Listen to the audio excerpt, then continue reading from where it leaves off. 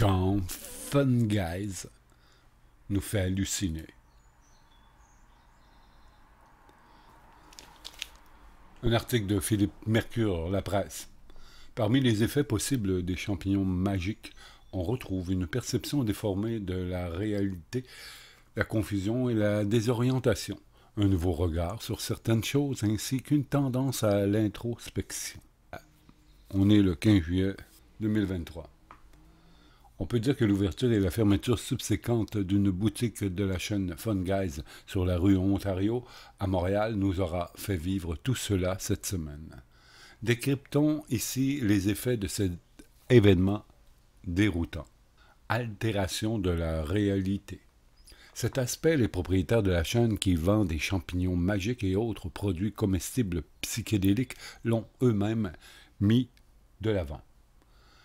On ne vend pas des fins récréatives, on se concentre sur l'objectif thérapeutique, avait dit l'un des copropriétaires à la presse avant d'ouvrir sa boutique montréalaise. Ah oui, le rire figure aussi parmi les effets possibles de la psilocybine, l'ingrédient actif des champignons magiques, parce qu'il faut bien dire que les affirmations de Fun Guys ne sont pas très sérieuses. Déjà, ces prétentions médicales seraient moins farfelues si le nom de la bannière ne commençait pas par « fun ». Oui, l'utilisation des drogues psychédéliques en psychologie et en psychiatrie fait l'objet d'un nouvel élan de recherche. Anxiété, dépression, dépendance, troubles obsessionnels compulsifs.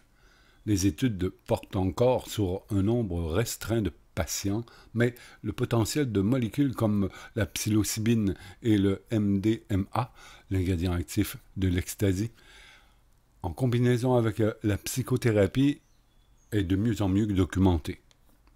Depuis janvier 2022, Santé Canada autorise certains patients à consommer de la psilocybine ou de la MDMA à des fins médicales.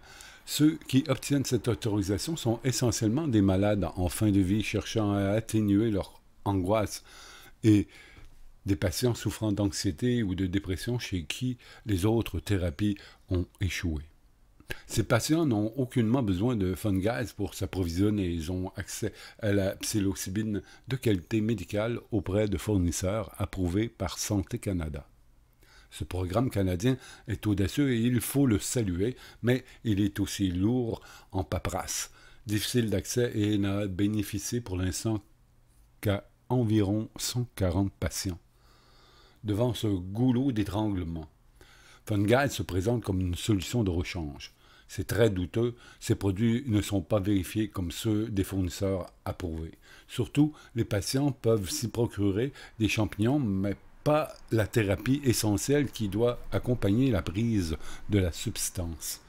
On ne conseillera jamais assez à ceux qui cherchent des solutions à leurs problèmes psychologiques de pousser la porte d'un cabinet professionnel plutôt que celle d'une boutique à la façade placardée de champignons roses et mauves. Si on veut démocratiser l'accès à la psilocybine pour les patients, c'est le modèle de Santé Canada qu'il faut promouvoir, élargir et assouplir, pas celui commercial de Fun Guys. Confusion et désorientation. L'ouverture d'une boutique de champignons qui font triper place les autorités dans une position délicate.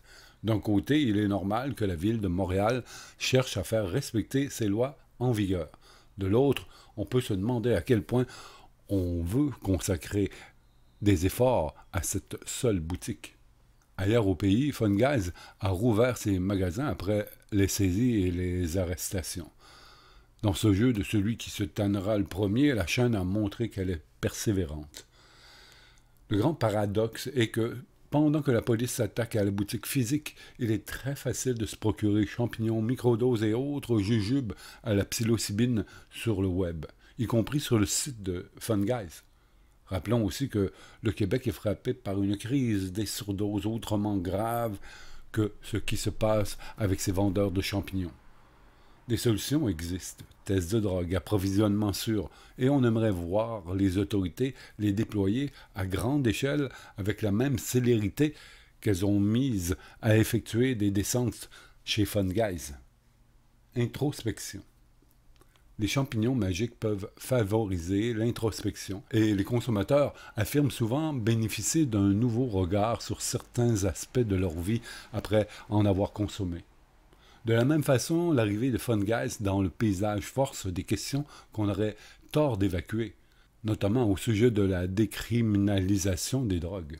Cette semaine, 4 personnes ont été arrêtées entourant l'ouverture de Fungeist et au moins une femme fait l'objet d'accusations criminelles.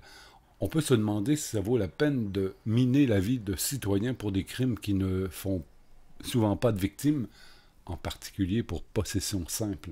Nous avons déjà plaidé dans ces écrans pour la décriminalisation des drogues, une position notamment partagée par la Ville de Montréal et son service de police, par l'Association canadienne des policiers et par l'Organisation mondiale de la santé. Comme ça a été déjà le cas pour le cannabis, on sait déjà que la répression n'aura pas raison de l'engouement pour les substances psychédéliques. À moins de prendre enfin le virage de l'information, de la sensibilisation et de la réduction des méfaits, on continuera à en voir de toutes les couleurs.